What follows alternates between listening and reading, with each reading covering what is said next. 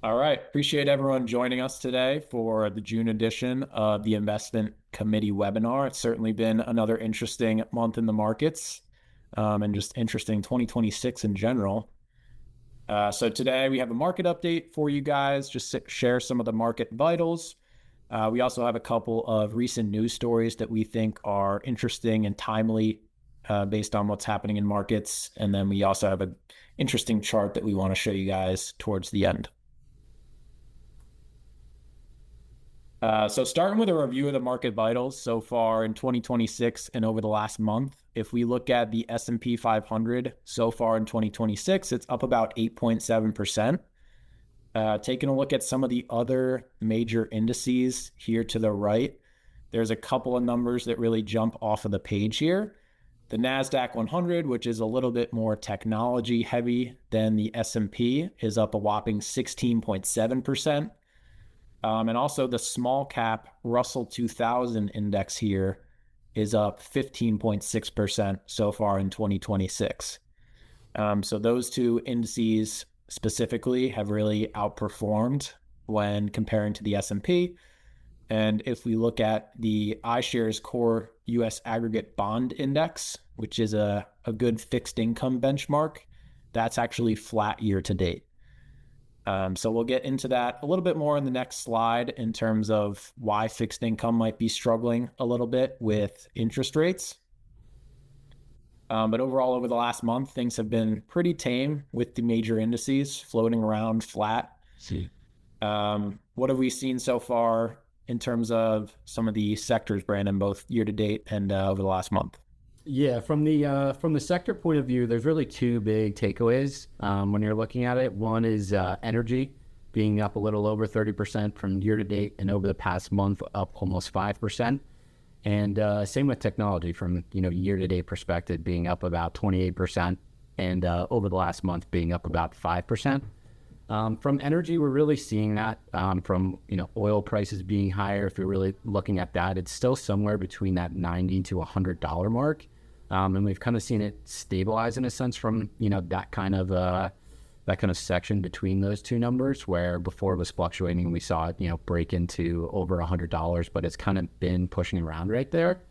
And I think one of the interesting things with, energy is just to look out for is, one, how is it affecting, CPI? And we'll get into that in a little bit, but then also, even if there is, a resolution, say tomorrow, how much higher will, or not how much higher, but, how much longer will oil prices still stay elevated?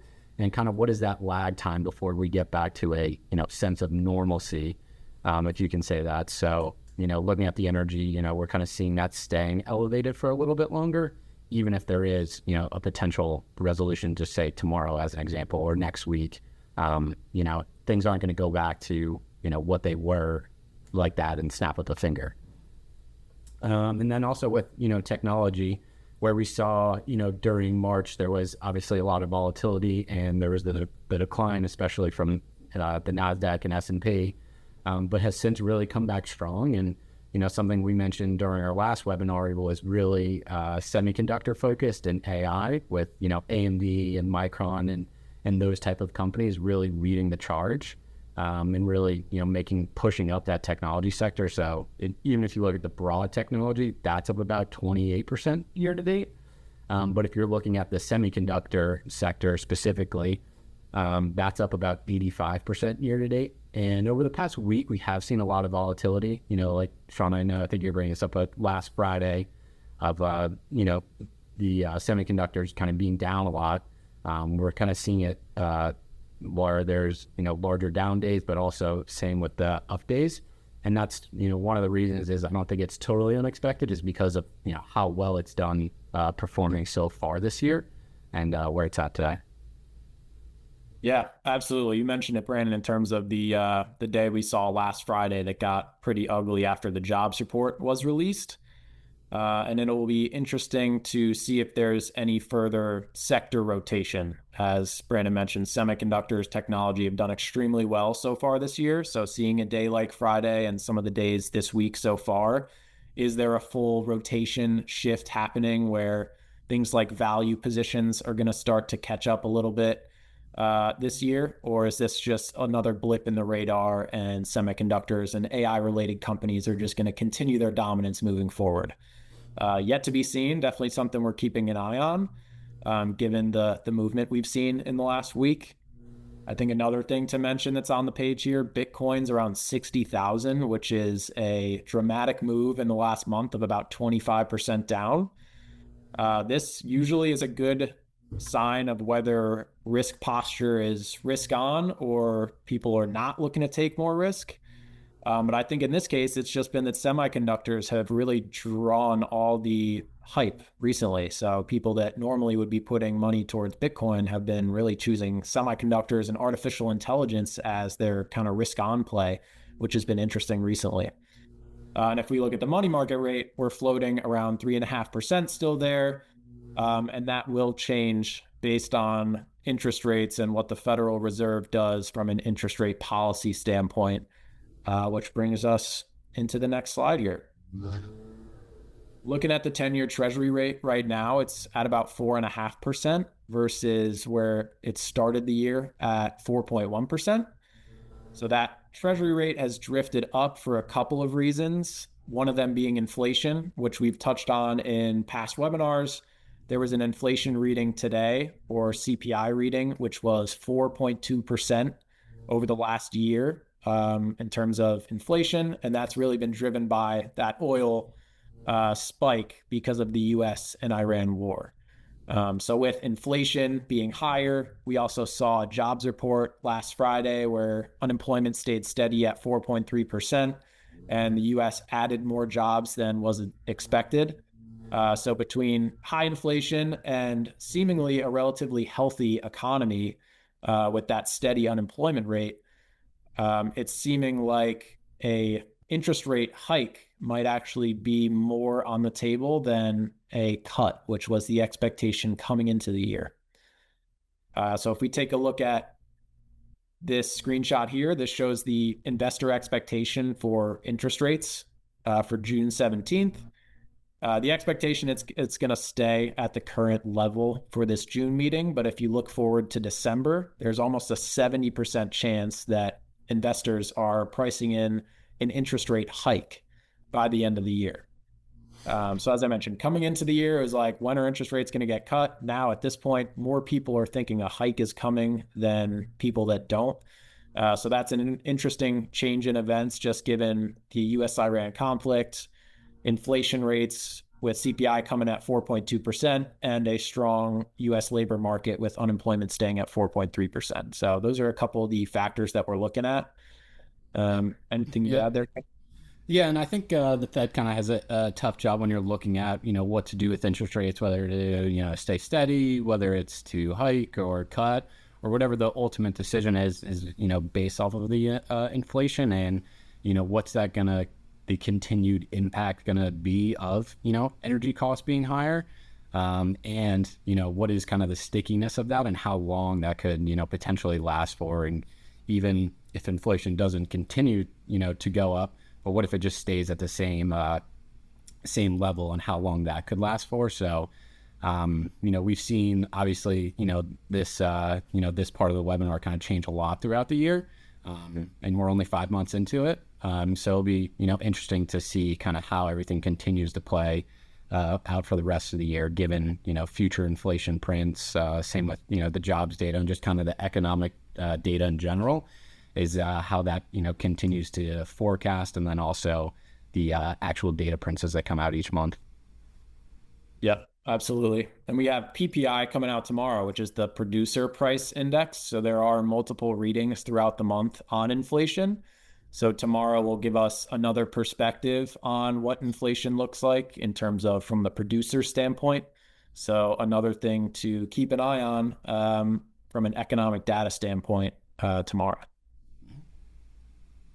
Some of the recent news stories, one of the big ones, of course, that many of you have heard about is the SpaceX IPO, which will be happening this Friday. They're targeting a valuation of roughly 1.75 trillion, which would make it instantly a top 10 company in the market based on market cap. So the largest IPO that's ever been seen in markets. And what's interesting is how it's going to impact some of the different index constructions. We've seen recently with the NASDAQ, they passed a new like fast track rule where large cap companies like SpaceX can potentially be added to the NASDAQ 100 index within 15 days, as long as that company stays within the top 40 companies of market cap for that 15 days, which we would expect with SpaceX.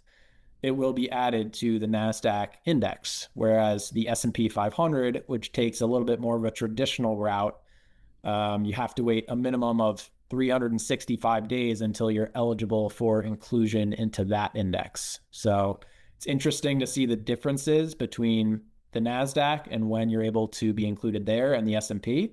And that's just going to create even larger of a divergence between how they perform and the allocation underneath those indexes. If you add things like SpaceX and some of these other large AI IPOs, which are bound to happen, which we'll get to in a second, to the NASDAQ, where they're not added yet to the S&P, that's going to create a pretty large difference in terms of how those react. So as I mentioned, those other private AI giants like OpenAI and like Anthropic, which owns Claude, have filed Form S1s recently to the SEC, which starts the process of going public.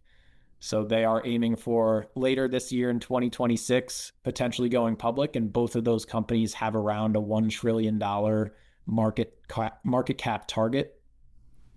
So between SpaceX, OpenAI, Anthropic, all going public, that can have a pretty big impact on something like the NASDAQ rather quickly with that 15-day inclusion period, while the S&P is going to have a little bit more of a lag with that 365.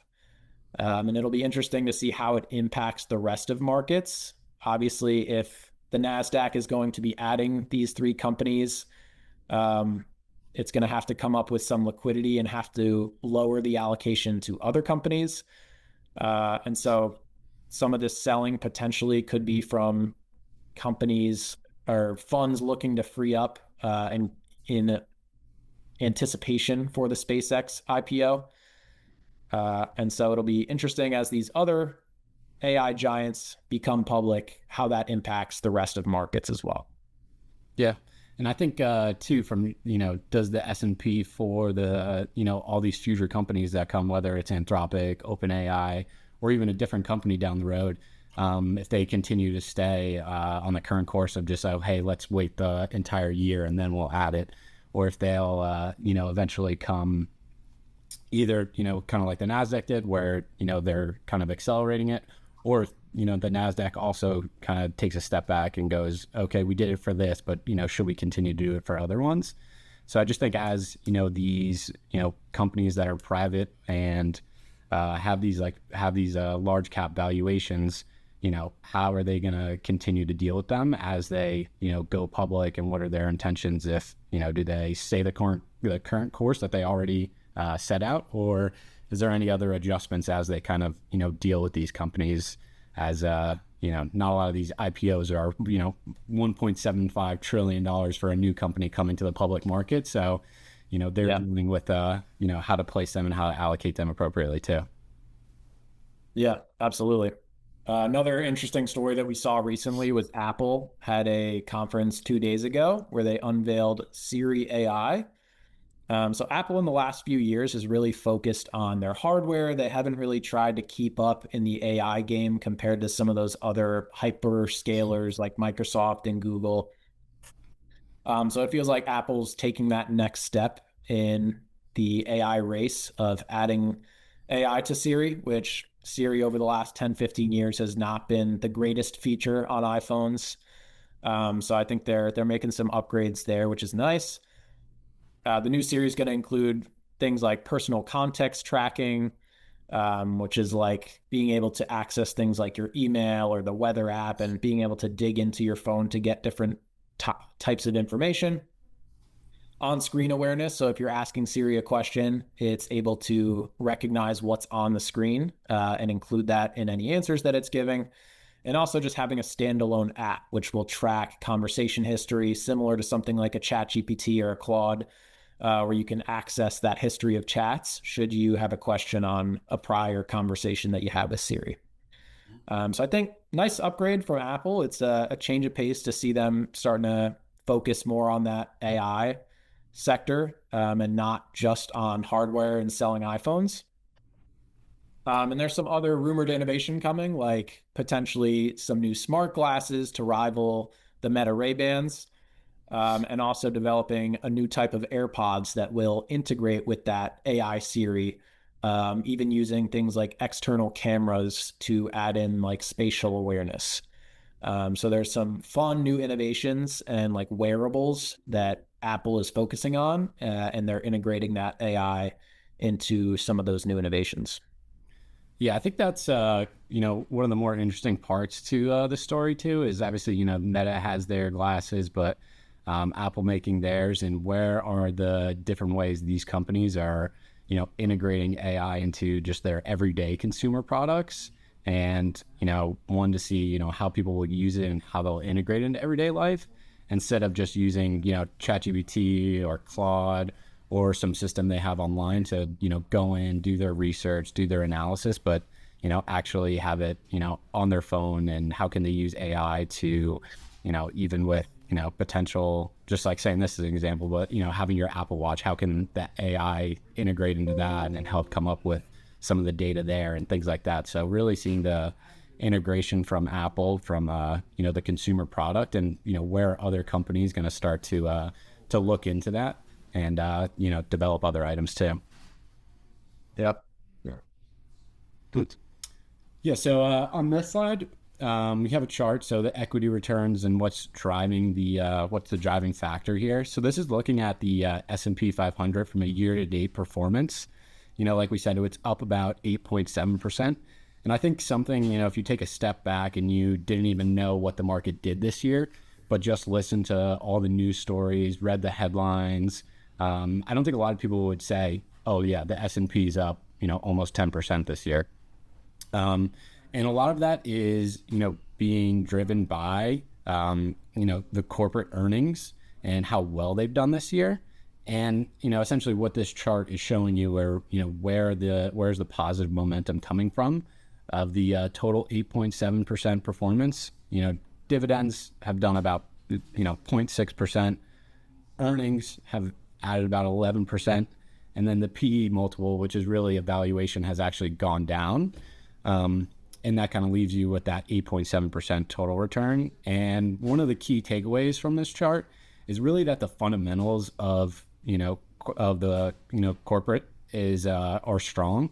If you look at the earnings for the quarter, there was a 28% growth in earnings per share for the quarter, and that's the sixth consecutive quarter of 10% plus in earnings growth. And like we mentioned in the beginning, a lot of this is coming from technology, AI, and the semiconductors, which are leading the way.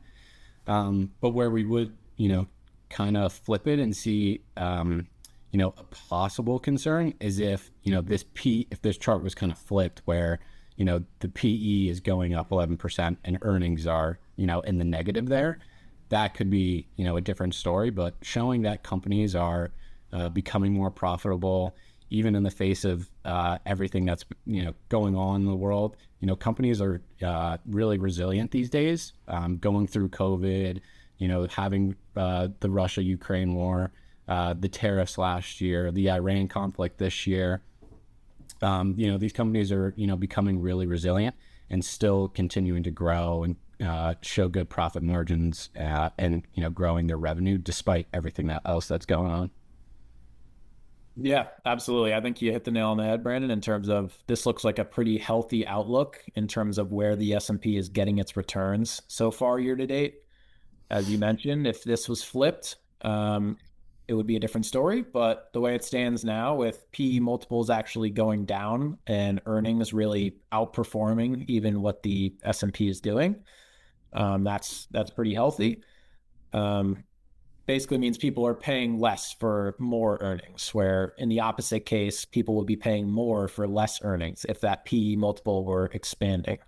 And typically in a bubble scenario, that's when that PE multiple is going up and people are paying higher valuations for less earnings, less revenue, like something like the tech bubble in the early 2000s. So seeing this breakdown of where these equity returns are coming from and seeing a nice healthy picture of the earnings going up and being a large contributor to those positive returns is a nice thing to see. Mm. So yeah, that's all we got for you guys this month. It's definitely been an interesting last couple of months in the market. If you look where we were at to start April, with the US-Iran conflict just starting and oil spiking to where we're at today with the S&P 500, as Brandon said, almost up 10% so far this year. It's been a pretty wild ride and an exciting ride for investors. And we're happy to break it down for you guys in terms of what we're seeing every month, with just market updates, giving you some of the positive news stories and good news stories that we're seeing, with SpaceX IPOing this week, biggest IPO in market history. So we appreciate you guys sticking around, listening to us today, and we will see you guys next month for another edition of the Investment Committee webinar.